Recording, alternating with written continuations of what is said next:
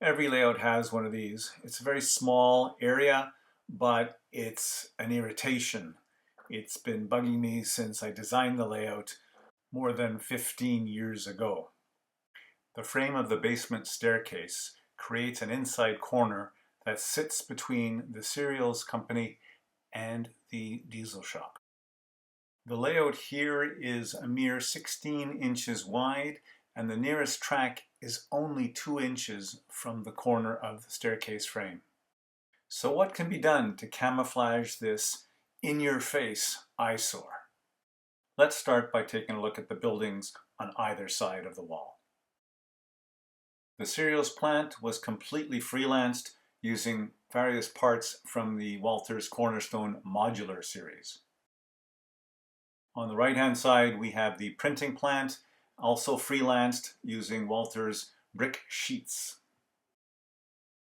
The goal is to maximize the space between whatever it is we're creating here and the nearest track.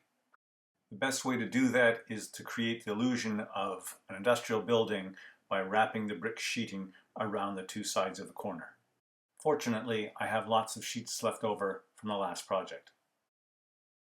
I also have leftovers from the cereals plant build, so we'll be able to fill in some bits and pieces for the foundations, the corners, and the roofline. The brick sheets will be trimmed so that the fake building does not overpower the scene.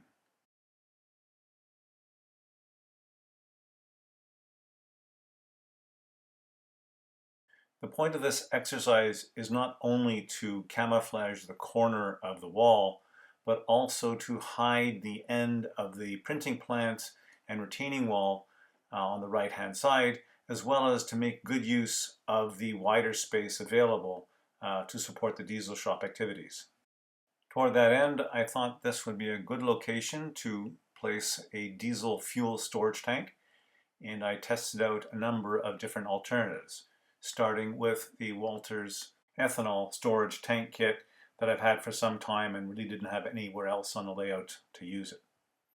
But it proved to be too large for the space available. Here's another idea I had using smaller tanks. Now, these are cardboard mock-ups of what I eventually replaced with Rick's Products 4-inch tanks on the paper plant in the lower industrial area. Ultimately, I decided on something halfway in between, this Tichy Train Group mid-sized tank. It includes a wealth of detail that you can use for different kinds of ladder arrangements, different kinds of roofs, and there's lots of extra parts in there that you can use for other projects. More on that later. For a styrene kit, the crispness of the ladder and safety cage detail is some of the best I've ever seen. There's even a mystery part. Perhaps someone out there can explain what these are for. Choosing this size tank does have a disadvantage though. I cannot use the berms that came with the ethanol kit. I'll have to scratch build some block walls with a lower cross-section and profile. I'm also toying with the idea of adding some additional smaller details next to the large tank, such as tanks for lube oil or other liquids.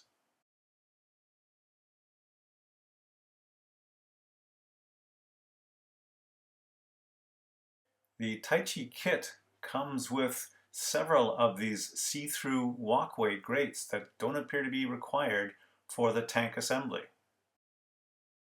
These just happen to be exactly the same size as the lower quality and non-see-through walkways that we discussed in our last video about billboards.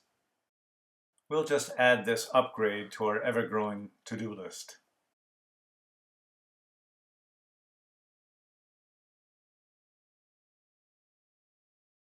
This is an overview of the current layout of the diesel shop area. It is a combination of the Pike Stuff original diesel shop kit and car shop kit. In retrospect, I'm beginning to think that it's too long and too low to effectively serve as a diesel shop. I also didn't leave enough tangent length to effectively add details normally found at a diesel shop, such as a sanding tower and fueling stations. To make room for these features, I would have to shorten the shop by at least 8 inches. I have picked up both the sand tower and fueling crane kits from American Limited models. There are lots of bits and pieces from the ethanol kit that can be used for pumps and assorted piping. Not the staircase and platform, of course. Obviously, there's a lot to consider here.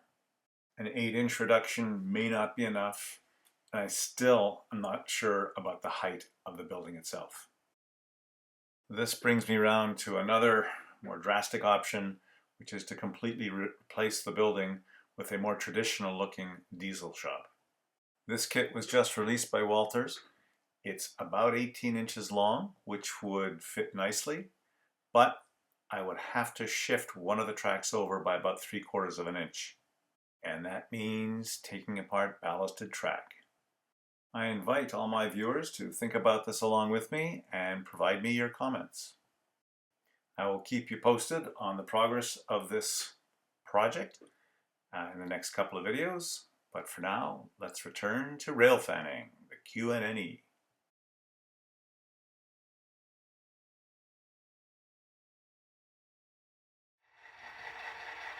While we turned our attention to the upper industrial area during our last video, the west assignment was busy cleaning up the interchange yard, sorting cars for eastbound, westbound, northbound, but especially putting together all the cars destined to the lower industrial area. So here we see the 3 locomotives that were assigned to the west assignment job now transitioning to build and depart the lower industrial area transfer. Here we see the crew pulling out the head end to double over onto the remaining cars in the departure track. This train will be a total of 23 cars long, plus caboose. I don't recall ever running a transfer this long. Guaranteed to be a challenge when we get to the lower yard, for sure.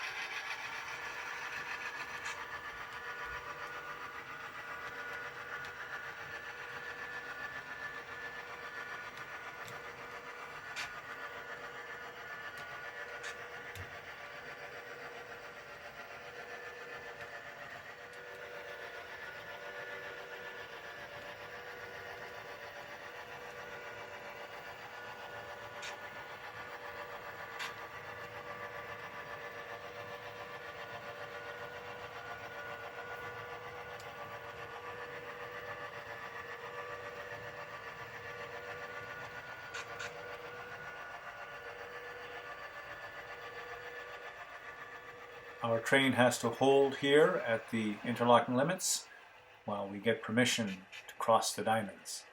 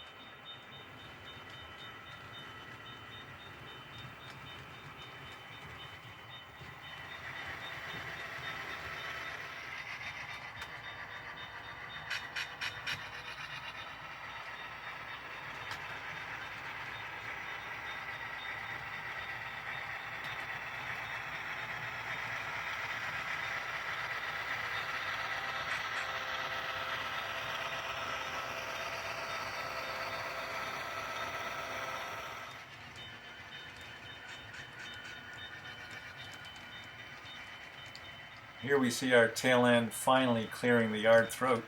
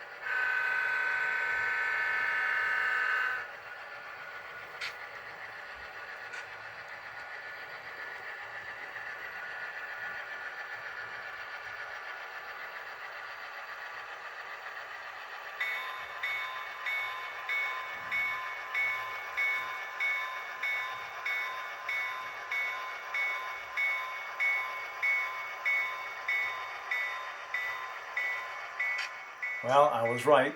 23 cars plus caboose.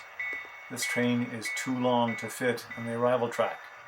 Our yardmaster has lined the train around the outside track of the yard. You'll see why in a moment.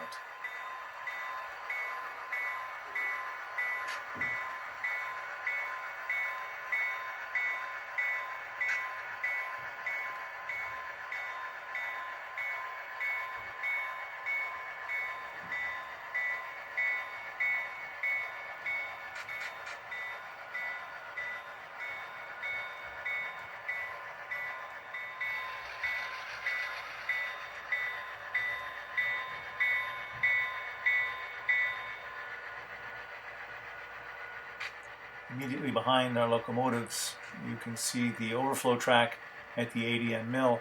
That track is currently empty and can hold about 8 cars.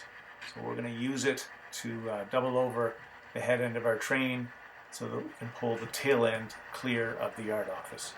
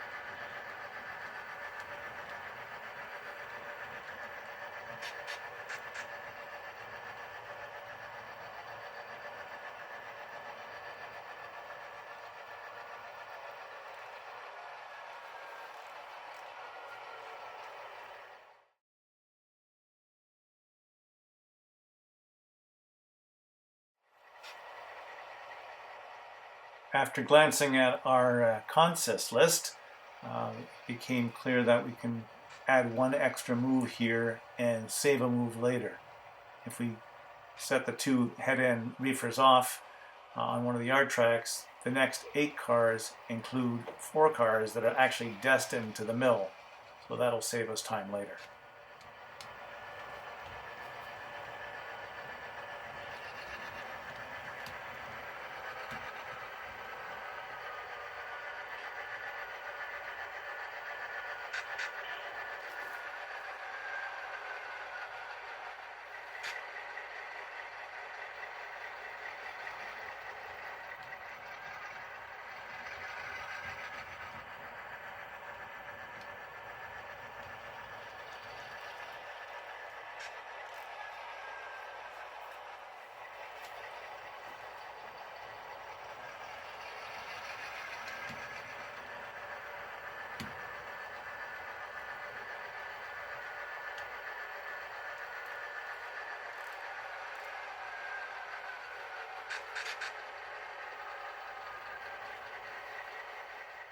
Oops, forgot to pull the pin on the 8th car.